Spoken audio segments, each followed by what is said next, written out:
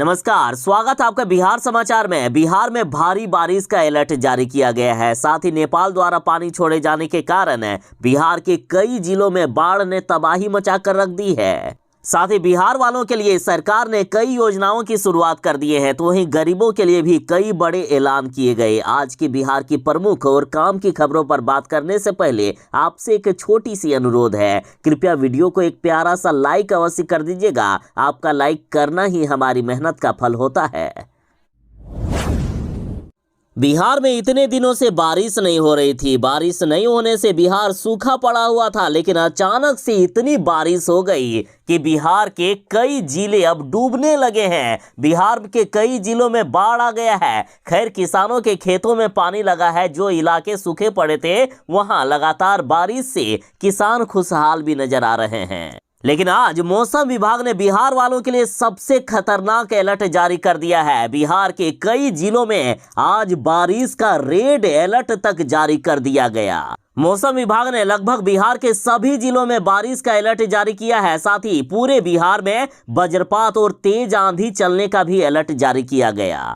मौसम विभाग के द्वारा पहले ही अलर्ट जारी किया गया था कि पेड़ गिरने की संभावना है, बिजली गिरने की संभावना है और झुग्गी झोपड़ी में रहने वाले जो कच्चे मकान हैं उनके घर भी नुकसानदायक हो सकते हैं। और वैसा ही हुआ, कई जिलों में पेड़ गिर गए हैं, बिजली सेवा भी बाधित हुई है।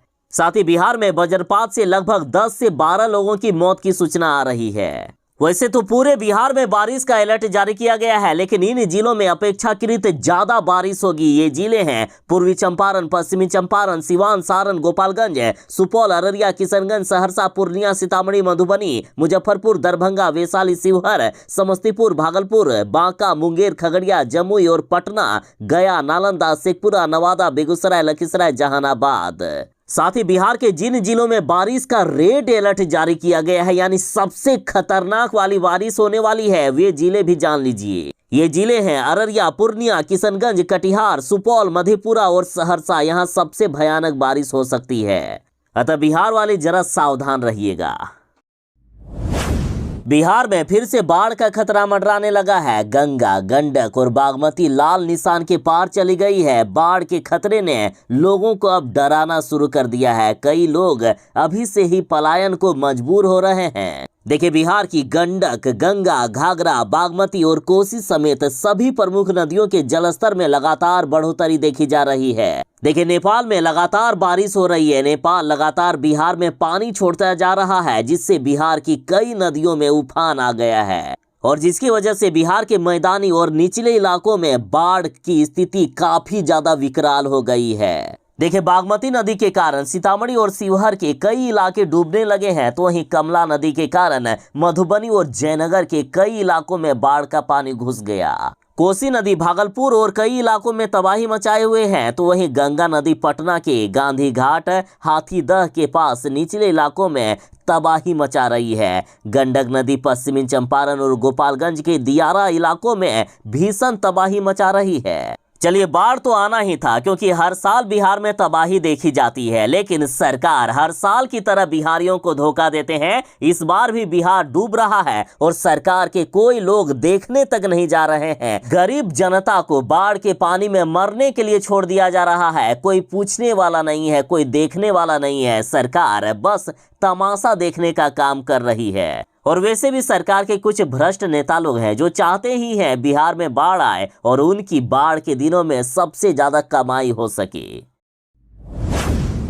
तेजस्वी यादव ने जो वादा किया था ना, अब उसका जवाब मांगा जा रहा है, हिसाब मांगा जा रहा है। देखिए, तेजस्वी यादव बोले थे कि पहली कैबिनेट में पहली कलम से यदि हम कोई दस्तखत करेंगे तो और दूसरा कुछ नहीं बल्कि 10 लाख सरकारी नौकरी देने का करेंगे। तो अब तो बीजेपी वाले भी पूछने लगे हैं कि पहली कलम से 10 लाख नौकरी के वादे का आखिर क्या हुआ तेजस्वी यादव जी। तेजस्वी यादव के सरकार में आए हुए लगभग 1 साल हो गए हैं और 1 सालों में तेजस्वी यादव ने ना तो नौकरियां दी और ना ही अपने वादों को पूरा किया। बीजेपी सरकार में जो पहले से नौकरी चली आ रही थी बस वही प्रक्रिया पूरी हुई है और तेजस्वी यादव अपने हिस्से में गिना रहे हैं। लेकिन ये थोड़ी ना चलेगा। भले ही इस बार शिक्षकों की बहाली प्रक्रिया निकाली गई है, लेकिन जो ये सोच रहे हो ना कि जनता को बेवकूफ बनाकर उनसे बार बार वोट लूट लेंगे, तो ऐसा नहीं चलेगा। जनता एक बार धोखे में आ गई, सोचा चलो लालू के बेटे को एक बार मौका दे ही देते हैं। लेकिन कौन जानता था कि तेजस्वी यादव को वो कलम ही नहीं मिलेगा, या तेजस्वी यादव सिर्फ झूठ बोलने का काम कर रहे हैं।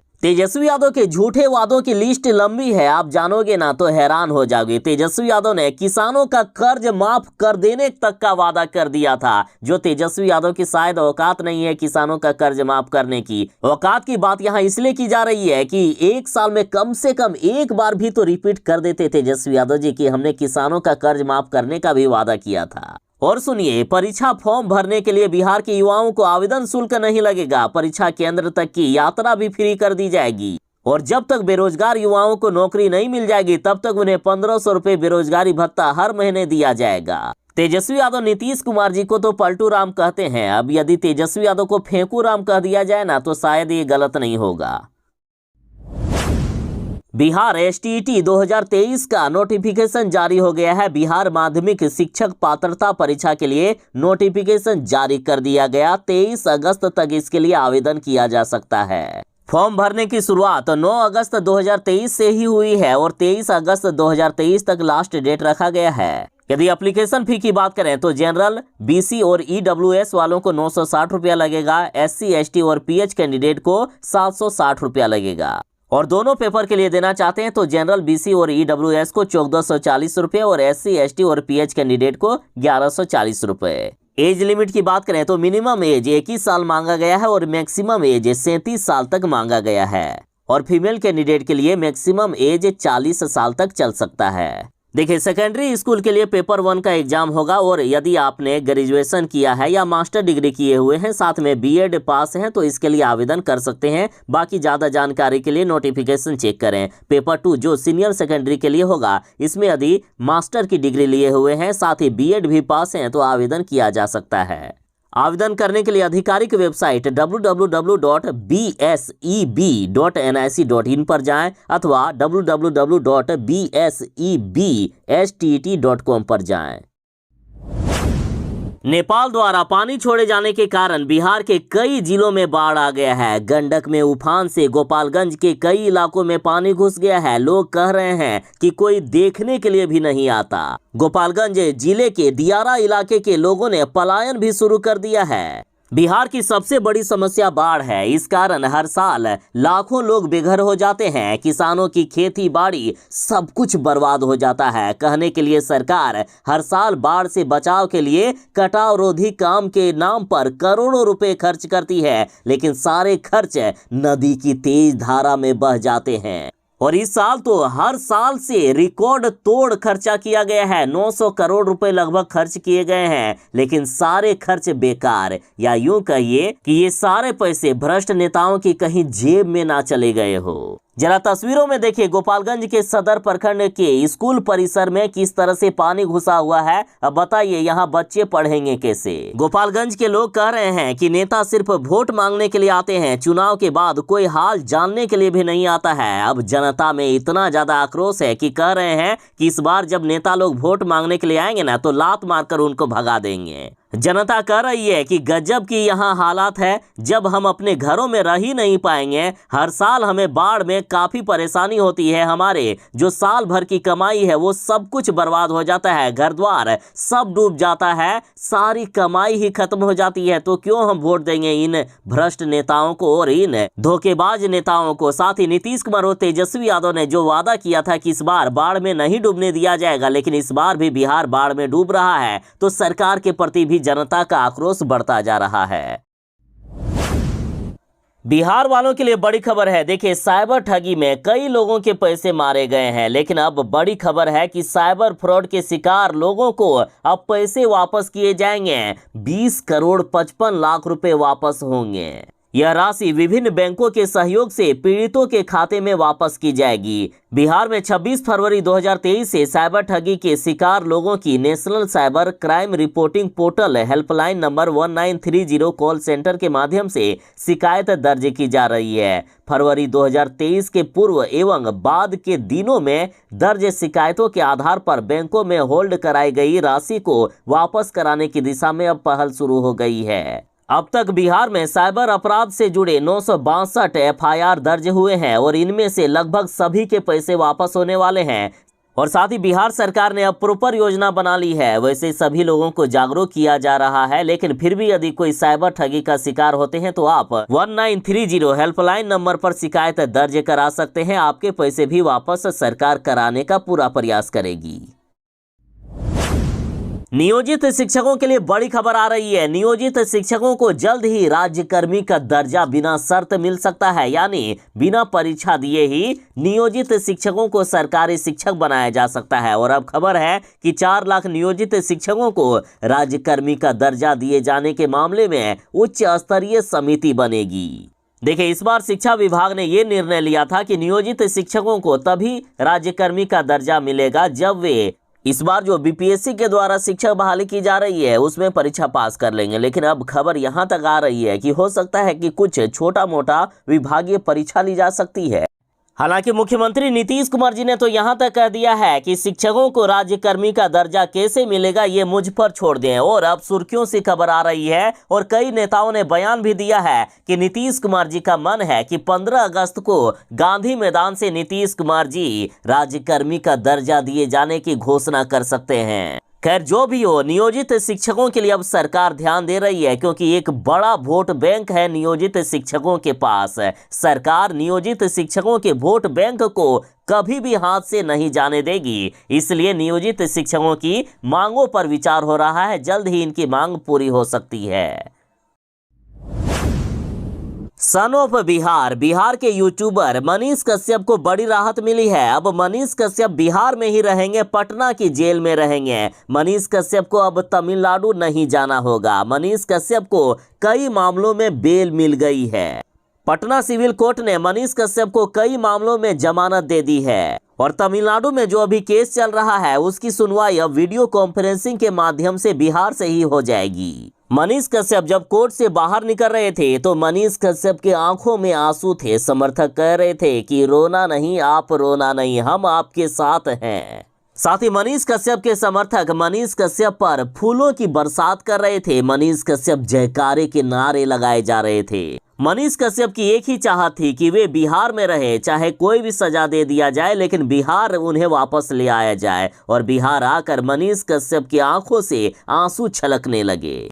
तो वहीं कोर्ट के फैसले के बाद मनीष कश्यप के समर्थकों में खुशी की लहर छा गई है। देखिए, तमिलनाडु में दर्ज 6 मामलों में मनीष कश्यप को पहले ही जमानत मिल चुकी है। और इधर आर्थिक अपराध इकाई ने मनीष कश्यप के खिलाफ 4 मुकदमे दर्ज किए थे, जिसमें से 2 मामलों में पेशी हुई थी। अभी भी मनीष कश्यप के खिलाफ कई मामले दर्ज हैं, इसलिए उन्हें अभी जेल में ही रहना पड़ेगा। लेकिन बहुत ही जल्द मनीष कश्यप जेल से बाहर आ सकते हैं। बिहार में बारिश, साथ ही नेपाल द्वारा लगातार पानी छोड़े जाने के कारण गंगा के जलस्तर ने भयानक रूप ले लिया है। लोगों के घरों में पानी घुस गया। घरों में पानी प्रवेश कर जाने के बाद लोग डरे हुए हैं, सहमे हुए हैं। कई लोग अपने घरों को छोड़कर अब ऊंचे स्थानों पर शरण लेने लगे हैं। यहाँ के स्थानीय लोगों ने कहा कि जिस रफ्तार से पानी गांव में घुस रहा है, लगता है रात में पानी पूरे घर में घुस जाएगा। बाल बच्चा और मवेशी को लेकर अब 4 लाइन सड़क पर ही शरण लेना होगा। सरकार की तरफ से हर साल तो वादा किया जाता है और हर साल हम लोग बाढ़ में घर छोड़कर सड़क पर गुजर बसर करने को मजबूर होते हैं। पानी आने के बाद रात में नींद इसलिए भी नहीं आती है क्योंकि सांप बिच्छू का भी डर बना रहता है। तो वहीं एक किसान ने कहा कि पिछले 2 दिनों से पानी में बढ़ोतरी हुई है, जिससे फसल पूरी तरह बर्बाद हो गई है। झोपड़ी डूबने के बाद अब हम लोग सड़क पर शरण लिए हुए हैं। इन्होंने कहा कि डर है कि रात में पानी और बढ़ेगा तो 4 लाइन पर जाकर शरण लेना होगा। कई किसानों ने कहा कि फसल तो बर्बाद हो गई, रोजी रोटी का भी सवाल खड़ा हो गया है। मवेशियों का चारा भी अब मुश्किल हो जाएगा। किस तरह गुजर बसर किया जाएगा? सरकार की तरफ से जो मिलना चाहिए वह अंतिम समय में मिलता है। अभी हम लोग क्या भूखे रहेंगे?